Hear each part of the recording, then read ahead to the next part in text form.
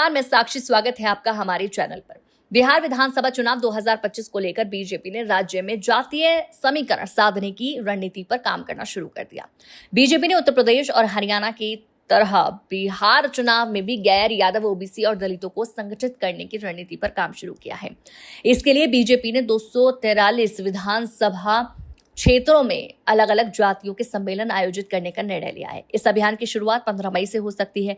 Bharatiya Janata party का यह कदम आगामी बिहार विधानसभा चुनाव में आरजेडी के बड़े ओबीसी वोट बैंक को तोड़ने की कोशिश के तौर पर देखा जा रहा है।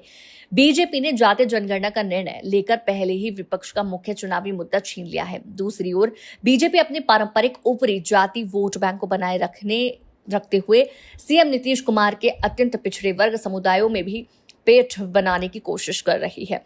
बिहार की जाति सर्वेक्षण के अनुसार 63% आबादी ओबीसी और ईबीसी श्रेणियों से संबंधित है, जिसे बीजेपी आकर्षित करना चाहती है।